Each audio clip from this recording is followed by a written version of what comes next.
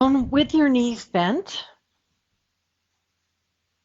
and draw your right knee into your chest, just an easy Ardha Apanasana. Couple breaths, just draw right knee to chest, shoulders heavy, shoulders relaxed, elbows heavy, hang out.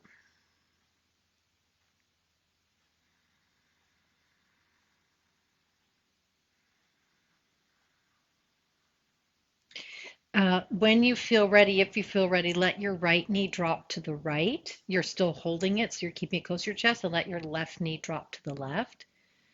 Notice, probably for most of you, although some of you might be feeling stuff in the right side, just notice what your left hip is telling you when you drop.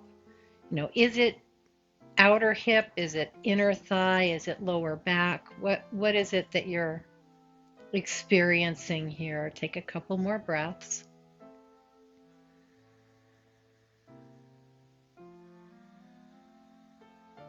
Just giving yourself a baseline. Come back through center, set your right foot down, draw your left knee in, just easy. Just hug it straight into your chest. And notice, now I got a lot of feedback on my left hip. So now that I'm pulling my left thigh in, I'm getting similar feedback and maybe even a little bit more interesting feedback than I did with it out. So just check in. And if you didn't get much feedback on your left hip, you might not be getting a lot here. And then let your right knee drop open and let your left knee drop open. So the first one is centered. The second one is dropped out. So you're getting a different angle on your hip, and that will give you different feedback in general. So I'm only telling you what I'm feeling so you can start to put together. Because I'm hugging my left knee in and dropping it out, I'm not getting as much intensity in a good way. So now I'm learning that when I keep the leg closer to me and it's turned out, it feels better in my hip than when I just let the hip go where it wants to go. So these are just things to take in and note on yourself so that you have a better way, both knees to chest, of working with your body.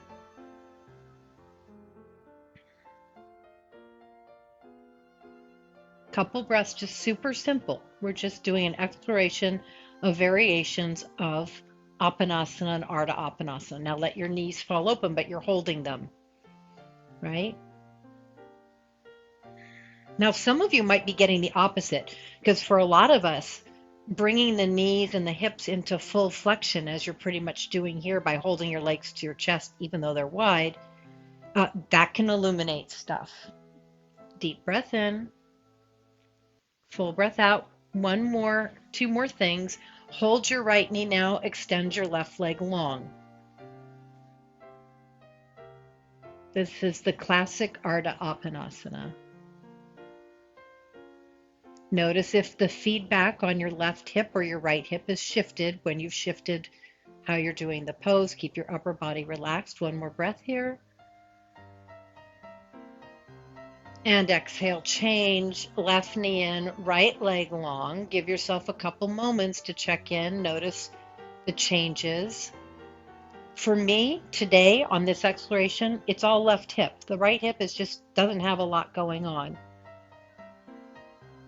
And depending on the leg position, depends on how much I'm experiencing.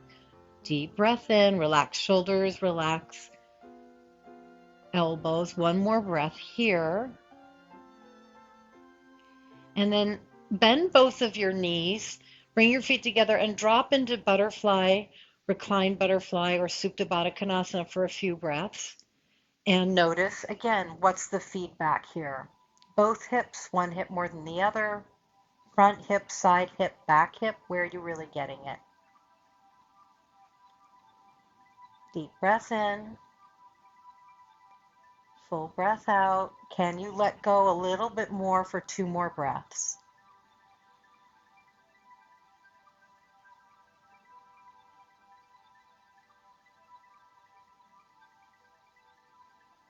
And now finally the opposite, internal rotation, which we have not done with the hips yet. Knees in, feet wide, And you could even take it one step further, bring your right knee up and across your body towards your left shoulder. You're not going to build, it's not going to go very far.